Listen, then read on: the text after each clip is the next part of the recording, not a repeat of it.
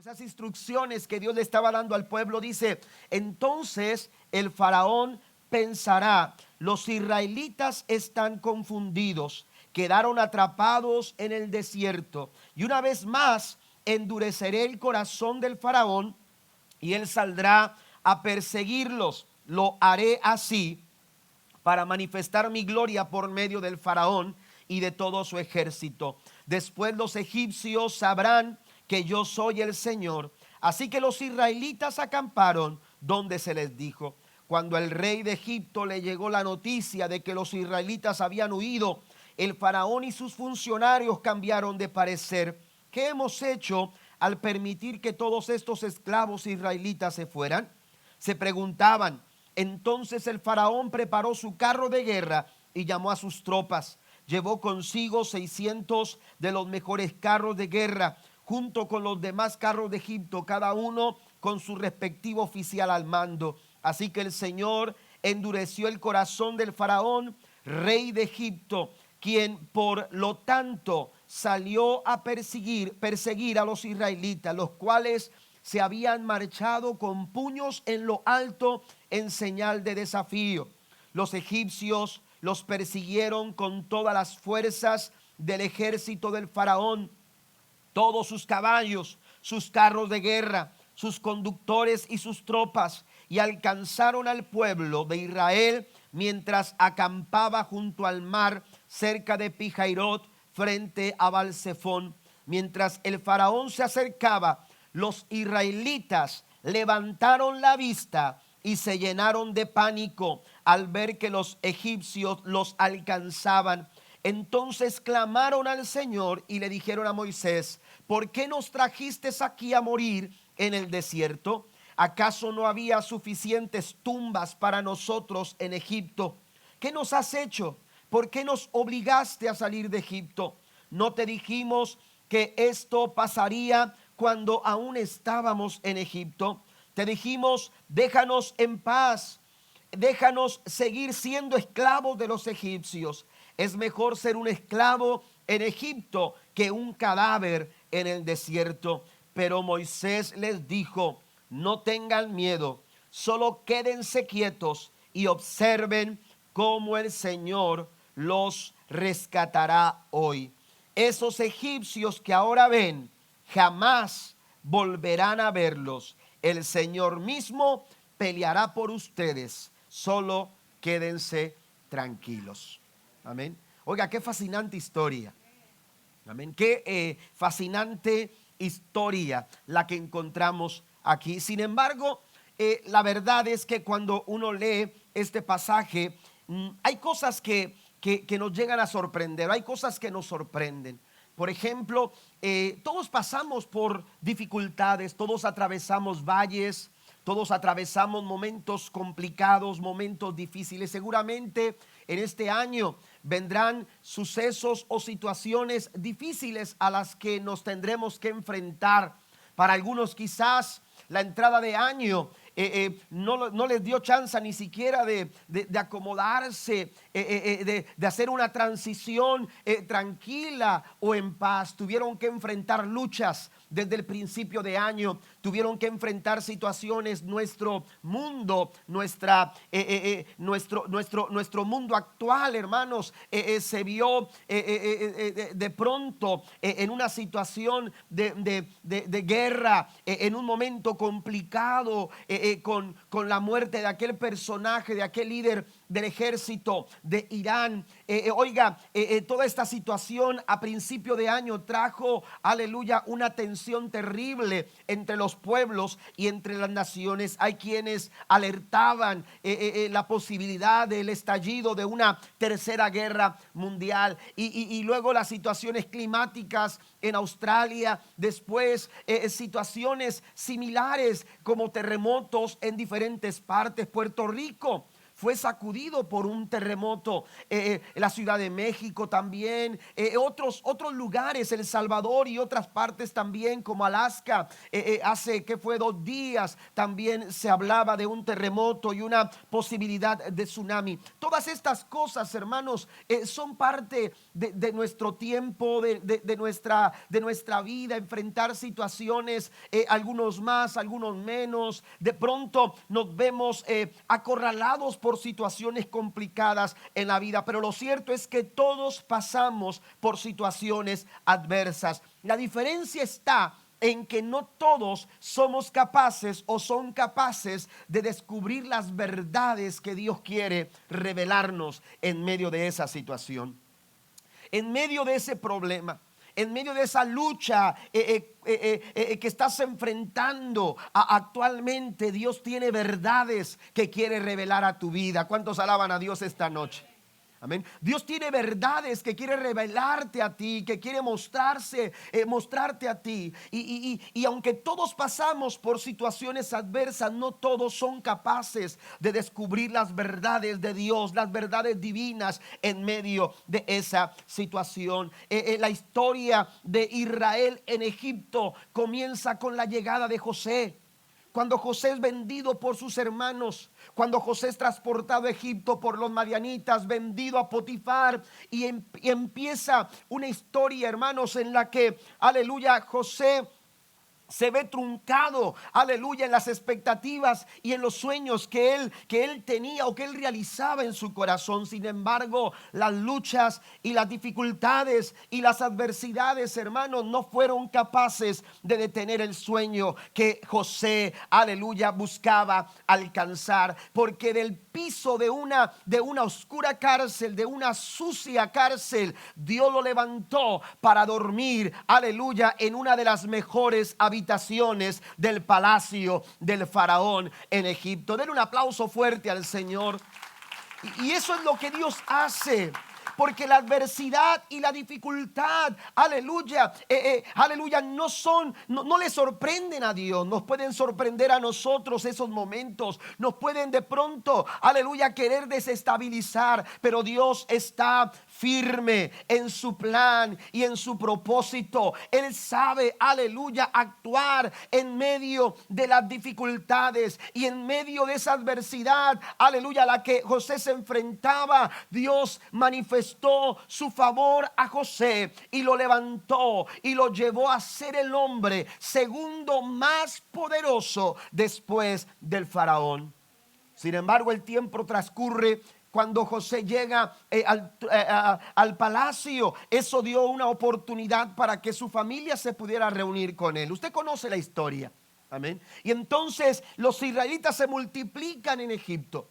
Pero después de eso, los faraones, hermanos, aleluya, cambian. Recuerde que lo que es el linaje de los reyes en Egipto no era precisamente, aleluya, que esto tenía que ver con una familia. Eran familias, hermanos, que eran poderosas y de pronto subía una y de pronto subía otra. Y en el caso del faraón, en los tiempos de Moisés, hermanos, era completamente otra persona, aleluya, otra familia, de otra estirpe, la que gobernaba a Egipto. Y entonces esclavizó a Israel y esclavizó a los israelitas, aleluya, que, aleluya, vivían en la opresión y en la esclavitud en aquellos tiempos. Dios levanta a Moisés, aleluya, lo libera, para liberar al pueblo de Israel. Y entonces, aleluya, encontramos a Dios tratando con Moisés para que esto se pudiera realizar. Y es ahí donde yo quiero llegar en esta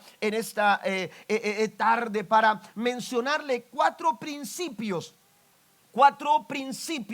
en esta historia que podemos aprender en medio de la adversidad. 4 principios que se pueden manifestar cuando tú estás en esa lucha, cuando tú estás en esa prueba, cuando tú estás en esa dificultad, que a veces no la entiendes, que a veces no la comprendes, que a veces, aleluya, no captas el hecho de por qué estás pasando por esa situación. Sin embargo, quiero darte 4 principios que te van a ayudar a aliviar tu carga, aligerar tu carga. Y el primer principio que quiero dejar en sus corazones es el principio de la sabiduría divina. el principio de la sabiduría divina. Muchos de los problemas en nuestra vida, de esos momentos difíciles que golpean nuestra vida, hermanos, se vuelven más duros para nosotros. Porque vivimos preocupados, vivimos agobiados en nuestros pensamientos. De pronto se nos da un diagnóstico que no es favorable, que de pronto no se ve bien la situación, y empezamos a girar con pensamientos en nuestra mente que nos va llevando más adelante, aleluya, con posibilidades siempre hacia lo negativo. Tendemos a pensar en cosas que tienen que ver con cosas negativas. Sin embargo, cuando uno recuerda este principio, en medio de la adversidad, lo que tú no sabes, lo que tú no entiendes, lo que tú no comprendes, hay alguien que sí lo sabe. Y eso es el principio de la sabiduría. Amén. El principio de la sabiduría divina nos puede ayudar a nosotros a aligerar nuestra carga. Amén. A aligerar nuestra carga, a no sentirnos tan presionados, a no sentirnos tan agobiados por las luchas y por las pruebas que en el caso, hermanos, que todos pasamos, que todos enfrentamos, que todos, aleluya, tenemos que lidiar con ellos. Ahora, mire, vaya conmigo por favor a los primeros versículos. Dice la Biblia que Dios le da instrucciones, y en el verso 2 Dios le dice: ordénales a los israelitas que den la vuelta y acampen cerca de Pihairot, entre Migdol y el mar, que acampen allí a lo largo de la orilla frente a Baal Zephón. Amén. Esto era el camino que Dios había escogido para que los israelitas fuesen hacia la tierra prometida. Pero mire lo que dice el verso 2, el verso 3. Entonces el faraón pensará: los israelitas están confundidos, quedarán atrapados en el desierto, y una vez más endureceré el corazón del faraón y él saldrá a perseguirlos. Oiga, cuando yo leía esto, concluí algunas cosas. Amén. Lo que Dios estaba pretendiendo hacer con Israel era, hermanos, que se encontrasen atrapados. Note esto: Dios estaba haciendo que el pueblo de Israel se sintiera acorralado. Amén. Lo llevó a un lugar sin salida. Porque si usted ha leído la historia y si conoce la geografía del suceso, se dará cuenta que Israel llegó a un punto donde no podía avanzar, porque delante de ellos estaba el mar. De un lado estaba Pihairot, del otro lado estaba Migdol. La única forma de regresar o de salir de esa situación era enfrentar a los egipcios que venían sobre de ellos. En otras palabras, Dios había diseñado este momento, hermanos, para atrapar al pueblo de Israel. Y note cómo Dios le da claramente las instrucciones a Moisés. El faraón, miren, no solamente van a llegar ahí y se van a encontrar atrapados, sino que el pensamiento del faraón va a ser lógico. Va a ser lógico, es decir, los israelitas están confundidos. No saben, ellos no conocen estos lugares. Esta gente no sabe hacia dónde va. Esta gente está perdida. Estoy tratando con un grupo de personas que no sabe, que no conocen los caminos, están desorientados, están sin rumbo. Y entonces dice Dios: Él pensará que están confundidos. Y no solamente pensará que están confundidos, sino que también dice el versículo número 3, dice: quedarán atrapados en el desierto. Y una vez más dice Dios: le voy a endurecer el corazón al faraón. Amén. Esto, ¿cómo se traduce? ¿Qué significa esto? Lo voy a hacer enojar más en contra de ustedes. Oiga, hay situaciones en que la prueba y la lucha como que nos lleva a una situación muy similar.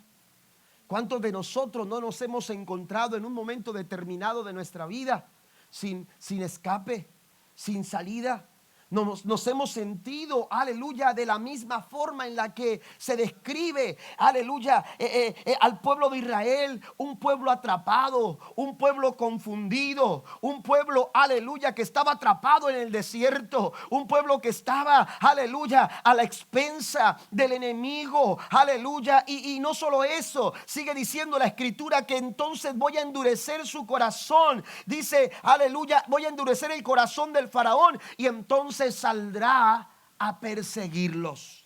¿De qué se trata esto? ¿Cómo es posible? A veces hay momentos en que uno no entiende cómo Dios trabaja. ¿Cómo es que Dios está trabajando? El porqué de las cosas, el por qué sucede esto, el por qué pasan aquellas cosas, por qué tenemos que enfrentar esta situación. Hay tantas cosas que tú y yo desconocemos. Hay tantas cosas que a veces nosotros planeamos de una manera y pensamos, esto va a suceder de esta manera. Esto está todo en control. Esto está bajo control. La situación está controlada. Sin embargo, qué fácil a nosotros los seres humanos las cosas se nos salen de control. ¿A poco no? Qué fácil, hermano, de repente perdemos el control. Qué fácil de repente empezamos a sentir el agobio de la situación, la presión del problema, la preocupación empieza a tocar la puerta de nuestro corazón. Pero en medio de toda esta situación tenemos que recordar el principio de la sabiduría de Dios. Y ese principio, aleluya, nos dice en esta noche que Dios todo lo sabe, que Dios sabe el porqué de las cosas, aun cuando tú y yo lo desconocemos. Dios lo sabe y Él está en control. Denle un aplauso fuerte a nuestro Dios. A nosotros las cosas se nos salen de control con tanta facilidad, pero a Dios nada se le sale de control.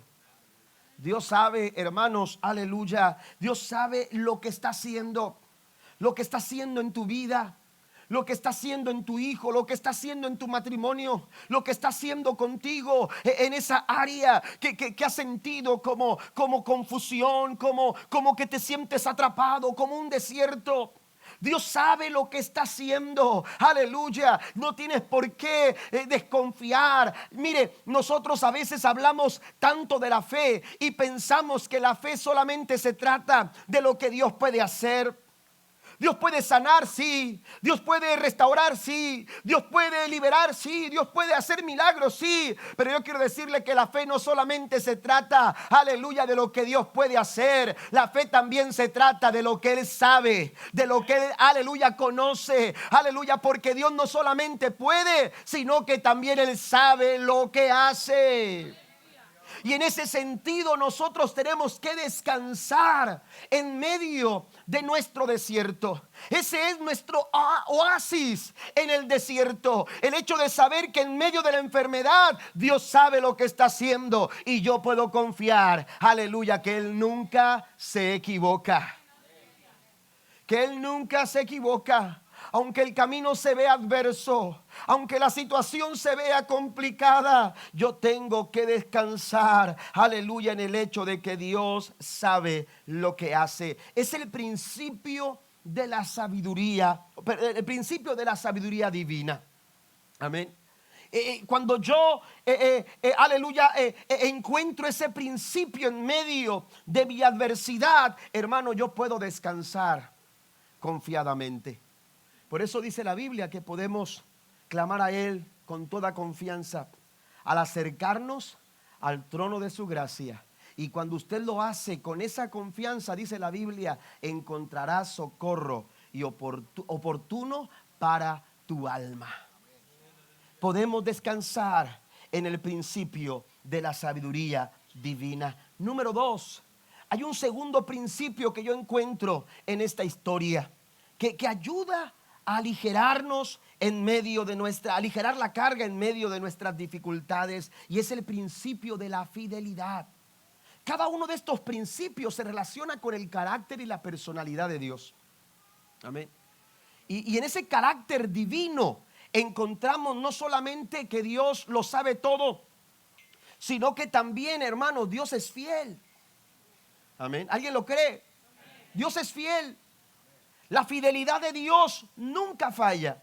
La fidelidad de Dios, aleluya, nunca falla. La Biblia nos enseña, mientras que, aleluya, el pueblo veía cómo los egipcios se acercaban a ellos. Amén. Mire lo que dice el Señor. Lo que pasa es que a veces somos muy dados a olvidarnos de las cosas. Por eso el salmista nos dice: bendice alma mía a Jehová, en el Salmo 3, y no olvides ninguno de sus beneficios. Tenemos la tendencia a olvidar con facilidad lo que el Señor ha hecho con nosotros. Amén. Pero aquí encontramos algo muy interesante, y es el hecho que dice la Escritura. Sigue diciendo el versículo número 4, después de que dice: lo va a perseguir, dice: lo haré así para manifestar mi gloria por medio del faraón y de todo su ejército. Después los egipcios sabrán que yo soy el Señor. Así que los israelitas acamparon donde se les dijo. Amén. Fíjese bien, está el principio de la sabiduría de Dios, pero también está el principio de su fidelidad. Amén. El principio de su fidelidad, dice el Señor: yo haré. Amén. Yo haré. Y si usted sigue leyendo, se dará cuenta que en el temor del pueblo, porque el temor se propagó con facilidad en el corazón del pueblo, Moisés intervino en el versículo 13 y dijo: pero Moisés les dijo: no tengan miedo, solo quédense quietos y observen cómo el Señor los rescatará hoy. Porque Dios es fiel, y lo que Dios ha prometido, Él lo va a cumplir. Él no va a fallar, porque Él es fiel. Tenemos que sostenernos en ese principio. No importa la capacidad del problema al que tú te estés enfrentando, no importa la dificultad en la que tú te encuentres ahora, la atmósfera en la que tú te mueves. De pronto dices: es que hay mucha presión en el trabajo, tengo muchas presiones en casa, estoy pasando por momentos difíciles en mis finanzas. Yo no sé cuál sea la situación. Lo que yo sé es que Dios siempre es fiel. Dios siempre es fiel. Y la Biblia dice que aun cuando nosotros somos infieles, Él permanece fiel. ¿Por qué no le da un aplauso al Señor en esta hora? Dios es fiel, porque ese es su carácter, esa es su personalidad. Si usted va conmigo a Lamentaciones, quiero leer textualmente lo que declara el profeta Jeremías en sus lamentaciones. Y hemos dicho que Jeremías lloraba por la situación, porque él mismo la estaba viviendo, él mismo la estaba afrontando.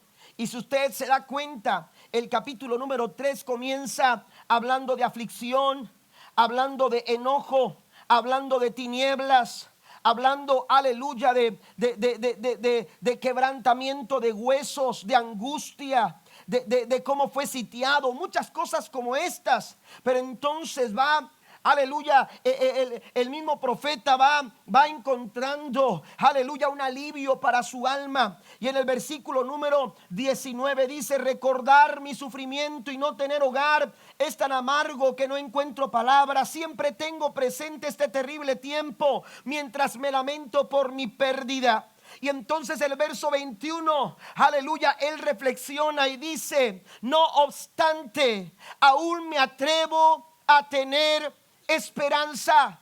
Esa palabra surge en medio de la angustia. Esa esperanza surge en medio de la dificultad. Esa esperanza surge en medio, aleluya, de la escasez, en medio de la enfermedad, en medio del lamento. Todavía podemos encontrar esperanza. Pero el profeta dice: aún me atrevo. Aún me atrevo, aleluya, aún me atrevo, dice, a tener esperanza cuando recuerdo lo siguiente. Hay cosas que necesitamos sacar de nuestra mente.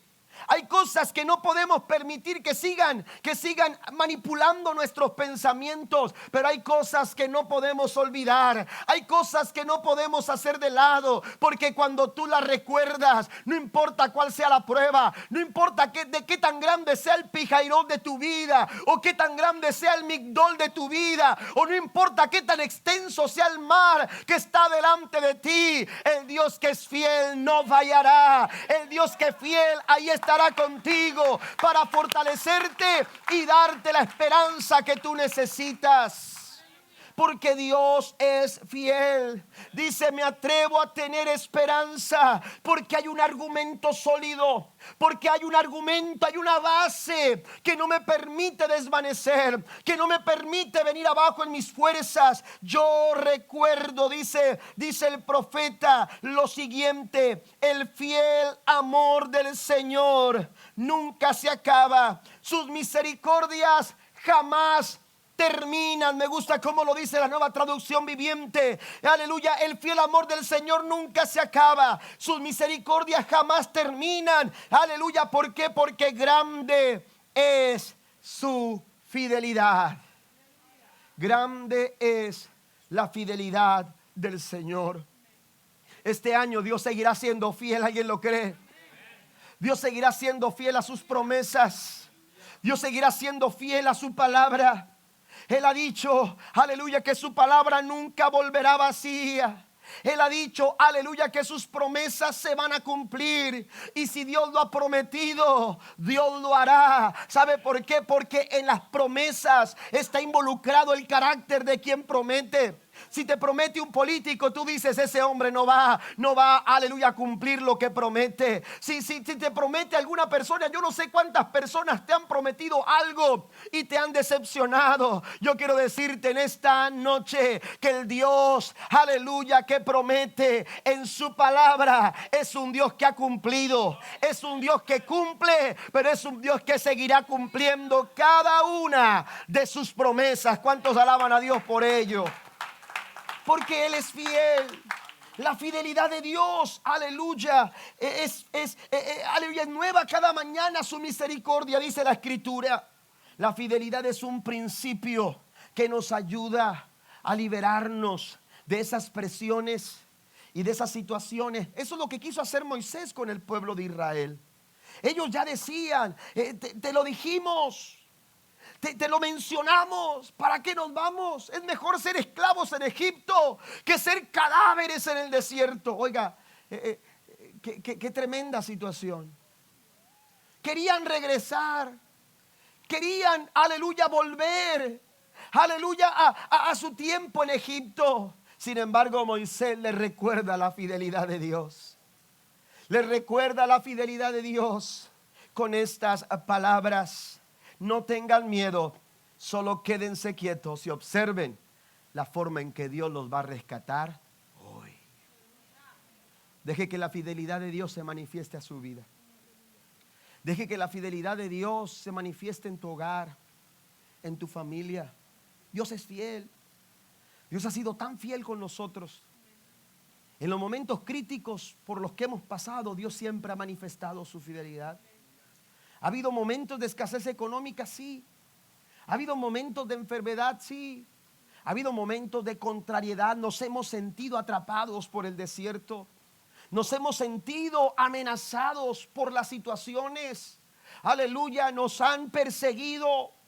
Han venido sobre nosotros muchas cosas. Sin embargo, la fidelidad siempre ha estado de nuestro lado. Hay que darle gracias a Dios por su fidelidad. Tercer principio es el principio de su presencia. El principio de su presencia. Primero, el principio de la sabiduría divina. Segundo, el principio de su fidelidad. Y tercero, el principio de su presencia. Dios siempre estuvo presente. Dios siempre estuvo ahí. Dios nunca los abandonó. Él estuvo ahí. Él estuvo a su lado. Él estuvo con ellos. Él estuvo para ellos. La presencia de Dios, hermanos, aleluya, estuvo con el pueblo de Israel Y Dios ha prometido estar con nosotros también. Dios ha prometido estar contigo. Dios ha prometido estar con tu familia. Dios ha prometido estar con la iglesia. Y tenemos que saber nosotros confiar en ese principio de la presencia del Señor. Dios está de nuestro lado. Aleluya. Y necesitamos nosotros confiar en ello. La Biblia nos dice que cuando el pueblo se sentía atemorizado, aleluya, Moisés le recordó que Dios los habría de librar. Pero el verso 14 les dijo: el Señor mismo. Amén. El Señor mismo. Aquí no se trata, mire hasta dónde a veces Dios nos lleva para mostrarse. Todo lo que estaba pasando por sabiduría de Dios. Amén. Dios dijo: yo estoy trabajando en un plan y voy a provocar el corazón de Faraón para mostrarme a él, para mostrarme a los egipcios, para que ellos se den cuenta quién soy yo, para que ellos se den cuenta lo que soy capaz de hacer, al Dios al que ustedes sirven. Y entonces Moisés lo lleva a un plano más personal, porque Dios le dice al pueblo de Israel: entiendan algo, el Señor mismo se encargará de los egipcios. Amén. Dios está presente. La Biblia dice que Él va como poderoso gigante delante de nosotros. Amén.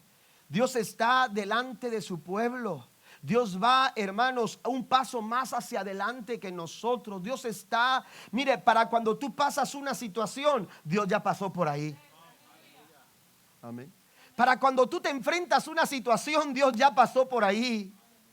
Tú te sorprendes por una situación, Dios dice: yo ya estaba listo y he preparado al faraón, y he preparado el desierto, y he preparado el mar, y he preparado esto, y he preparado aquello, porque estoy listo para mostrarme. Estoy listo para que me vean. Estoy listo para glorificar mi nombre. Y esa prueba y esa lucha que han venido a tu vida, aleluya, es un buen pretexto para ver la gloria de Dios manifestada en nuestras vidas. ¿Alguien lo cree? Dios prepara todas las cosas. Él está en control, sí. Él sabe todas las cosas. Él es fiel, pero también Él está presente. La Biblia nos dice en el Salmo 23, yo sé que es un salmo que usted conoce. Voy a leer el Salmo 23 y después voy a leer el Salmo 27. En el Salmo 23 el salmista recuerda lo siguiente: aun cuando yo paso por el valle más oscuro, no temeré, porque tú estás a mi lado. Amén. Fíjese bien el principio de la presencia de Dios con nosotros. El valle más oscuro, el valle de sombra y de muerte, así lo expresa o lo leemos en la versión del 60 de la Reina Valera. El valle de sombra y de muerte dice: aunque ande en valle de sombra y de muerte, no temeré mal alguno, porque tú estarás conmigo. Yo les he mencionado que ese valle era un lugar, aleluya, que se encontraba en el fondo, aleluya, de un acantilado, y estaba completamente, mayormente estaba lleno de sombras, porque la única luz que entraba era cuando o los rayos que entraban era cuando el sol se ponía frente o sobre ese valle, y entraba entonces la luz. Pero de otra manera se creaban sombras cuando en el transcurrir del día se iban creando sombras, y por ahí pasaban los pastores con sus rebaños, y pasaban personas por ahí. Hay quienes querían evitarlos, pero había a veces la necesidad de tener que pasar por ahí para evitar tener que tomar más tiempo el viaje, etcétera. Y entonces ahí entre las sombras se escondían los ladrones. Se encontraban personas que maquinaban el mal, gente como el faraón, gente como, aleluya, que era el desierto en ese momento, era ese momento de ser atrapados, y estaban escondidos entre la sombra. Y cuando miraban a aquellas personas, miraban a la gente pasar por ahí, y entonces venían sobre de ellos, les quitaban sus pertenencias, quizás los golpeaban o quizás hasta les quitaban la vida. Pero era un lugar de sombrío. Era un lugar de temor. Era un lugar que angustiaba a cualquiera. Amén. Sin embargo, cuando cuando David expresa eso, él entiende con seguridad este principio de la presencia del Señor. Recuerdo cuando viajábamos de Tampico para Ciudad Victoria o para Monterrey, íbamos todo el camino jugándonos y diciéndonos cosas entre el hermano y el primo, porque a veces viajábamos con mi abuelo en su combi, ¿verdad? Algunos de ustedes recordarán aquellas combis de los Volkswagen, ¿no? De la Volkswagen. Y entonces ahí íbamos todos amontonados y luchando ahí de pequeños entre todos, pero apenas íbamos a subir la sierra. Cuando sentíamos que íbamos a subir la sierra, que ya entrábamos a lo que era la sierra, empezábamos: divino compañero del camino. Hasta nos agarrábamos de las manos: tu presencia siento. Oiga, no sé qué entraba, pero entraba una unción tremenda. Ya íbamos bien tranquilos, cantando, alabando a Dios, porque mi abuelo decía: pónganse a orar porque aquí está muy peligroso y que la vuelta, los que han pasado esa sierra lo sabrán. Pero oiga, íbamos pero bien serenitos, cantando, buscando la presencia del Señor. Hermano, sí nos reímos, es cierto. Éramos niños, pero qué lindo es saber que Dios está con nosotros. Y no importa que sea un valle, no importa que sea una montaña, cuando Él está con nosotros, estamos confiados. Den un aplauso fuerte a nuestro gran Dios. Aunque ande en valle de sombra y de muerte, no temeré, porque tú estarás conmigo. El salmista también lo expresaba en el Salmo 27, versículo 1: el Señor es mi luz y mi salvación, entonces ¿por qué habría de temer? El Señor es mi fortaleza y me protege del peligro, entonces ¿por qué habría de temblar? Cuando los malvados vengan a devorarme, cuando mis enemigos y adversarios me ataquen, tropezarán y caerán. Aunque un ejército poderoso me rodee, mi corazón no temerá. Aunque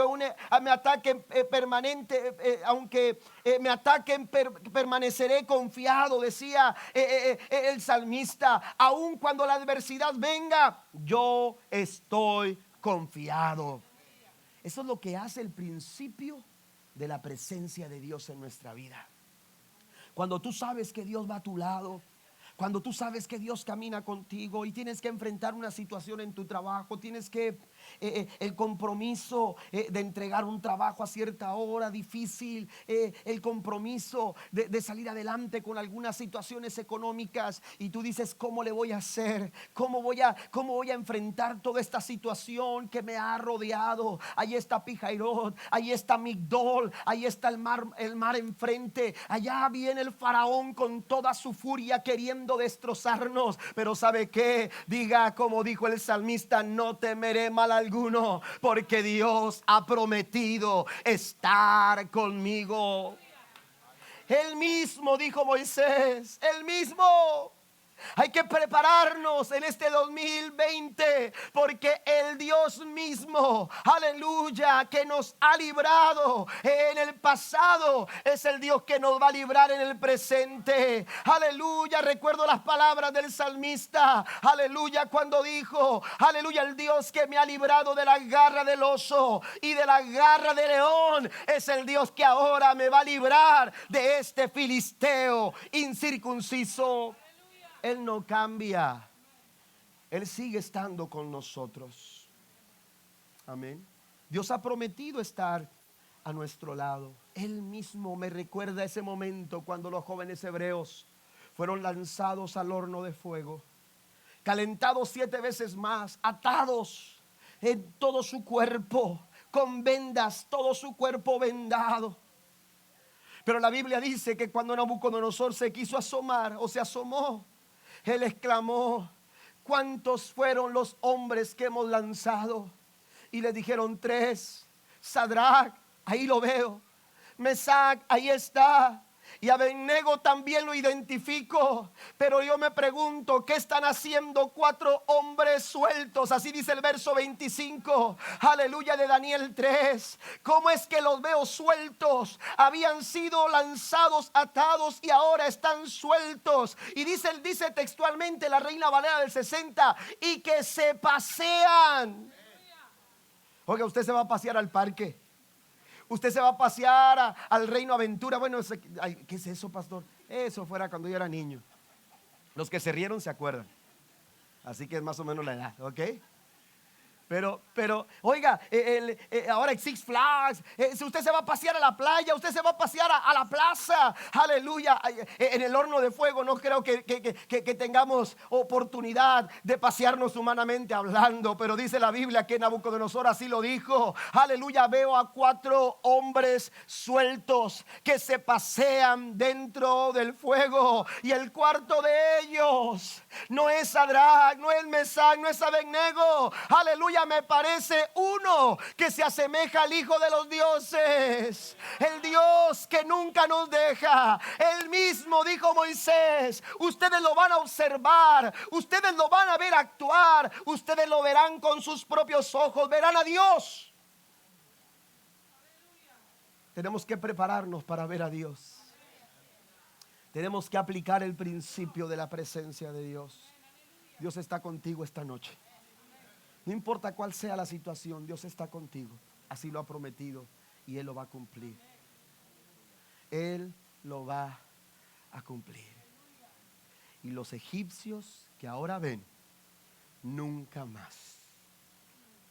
Así lo dice, nunca más los volverán a ver. Y por último, el principio de la obediencia. Amén. El principio de la obediencia. Yo dije que estos principios se relacionan con el carácter y la personalidad de Dios. El carácter y la personalidad de Dios. Y usted preguntará: bueno, pero ¿por qué el principio de la obediencia se relaciona con el carácter y la personalidad de Dios? Bueno, porque la obediencia nos corresponde a nosotros. Amén. Nosotros estamos para obedecer a Dios. Y Dios está para decirnos lo que tenemos que hacer. Si nosotros aplicamos ese principio, aún en medio de nuestras dificultades, nosotros vamos a ver aligerar las situaciones difíciles en nuestra vida, aunque estemos pasando por el desierto. Pasen los músicos, por favor, ya con esto termino. Mire lo que dice la Escritura en el versículo número 4 al final. Dice: así que los israelitas acamparon donde se les dijo. Amén. Los israelitas acamparon donde se les dijo. Amén. Y esto se llama obediencia. Esto se llama obediencia. Moisés, hermanos, estaba confiado de lo que Dios habría de hacer. Dios está listo para obrar. Moisés dijo: los egipcios que ahora ven, nunca más los van a volver a ver. Eso es seguridad, eso es confianza. Moisés estaba seguro de que Dios iba a hacer algo, porque Él sabe, porque Él es fiel, porque Él está con nosotros. Y dice la Biblia que si Dios está con nosotros, ¿quién en contra de nosotros? Amén. Pero hay una cuarta cosa que necesitamos nosotros ver en medio de nuestras dificultades, y Dios quiere revelar esto en nuestras vidas. Y a menudo Dios está esperando que nosotros manifestemos una actitud de obediencia. ¿Se acuerda cuando Dios le dijo al pueblo de Israel en el capítulo 8 del libro de Deuteronomio capítulo 8, versículos 2 en adelante? Dios le dijo: mira, te llevé por el desierto y lo hice con una razón. Lo estoy parafraseando. Dice: lo hice para probarte, para ver si habrías o no de obedecer.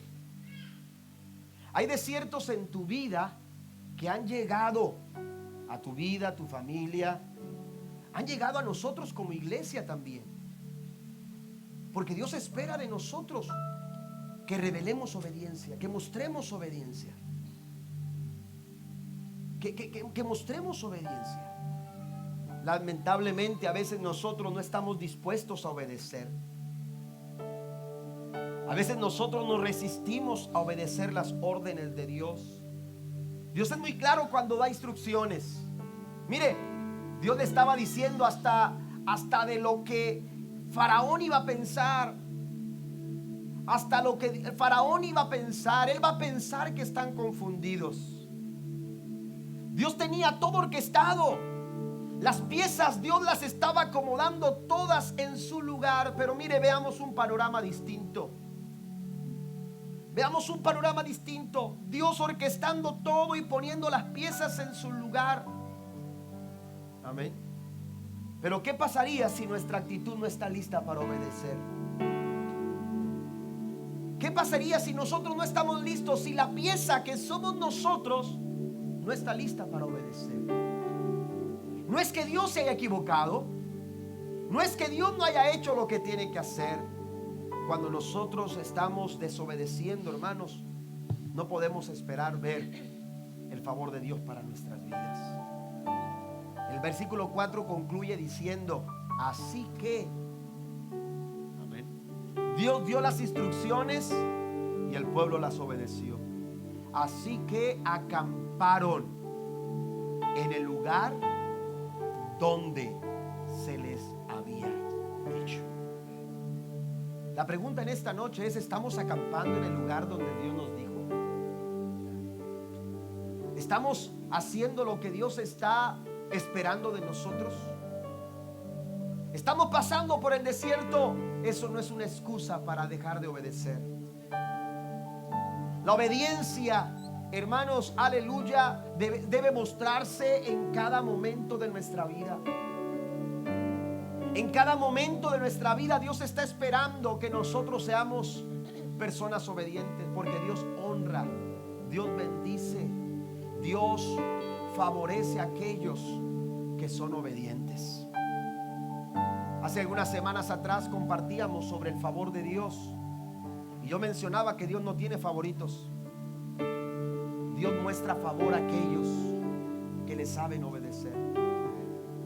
Y la palabra que Dios nos da es para que la obedezcamos. Es para que la pongamos por obra. Dios le dijo a Josué, póngase de pie conmigo, por favor. Dios le dijo a Josué, amén, yo estaré contigo. Así como estuve con Moisés, yo voy a estar contigo. Pero te pido algo: esfuérzate y sé valiente. Y luego le dice en el verso 8: que nunca se aparte de tu boca este libro de la ley, sino que de día y de noche medites en él, para que hagas todo lo que en él está escrito. Y entonces dice: porque entonces, solamente hasta entonces. Y eso es lo que a veces no alcanzamos nosotros. No alcanzamos nosotros a entender. La bendición de Dios, hermanos, la bendición de Dios es la consecuencia a nuestra obediencia. No podemos esperar ser bendecidos si no estamos obedeciendo. Dios está esperando que nosotros digamos: Señor, aquí estoy para obedecer. Porque entonces, dice el Señor, harás prosperar tu camino. Y no solo eso, sino que todo te saldrá bien. Amén. Fíjese bien, hay cosas que no van bien. Yo no sé si a usted le ha pasado, pero a mí me ha pasado que hay cosas que no van bien. Y de pronto, hermano, cuando menos me doy cuenta, lo que no iba bien fue para mi bien. Lo que no estaba bien a mis ojos, de pronto me doy cuenta y digo: gracias, Señor, porque era para mi bien. Pero eso solamente lo puedes alcanzar y lograr cuando tú eres capaz de obedecer. Yo no sé qué tan difícil sea la situación en la que tú estás pasando. Quizás haya quienes están frente a un mar, están experimentando dificultades a un lado, dificultades a otro, y quieren regresar, pero no saben de qué forma. El Señor dice: yo te puedo ayudar. Yo te puedo ayudar. Hay principios que pueden aligerar esa carga en tu vida. Es el principio de la sabiduría de Dios. Es el principio, aleluya, de la sabiduría de Dios. Es el principio de la fidelidad de Dios. Es el principio de la presencia de Dios. Y es el principio de la obediencia de Dios. Estos 4 principios nos van a ayudar a aligerar nuestra carga. Yo quiero invitarlo en esta noche para que tomemos ventaja de esto. Tomemos ventaja de esta palabra y hagamos, hermanos, que la gloria de Dios se manifieste. Aún cuando la prueba o la lucha se ha vuelto cada vez mayor, Dios está en control del faraón. El faraón es tu problema. Dios está en control de toda esa situación en derredor tuya. Pero necesitamos, hermanos, que se revelen estas verdades en nuestra vida. Lo quiero hacer en esta hora.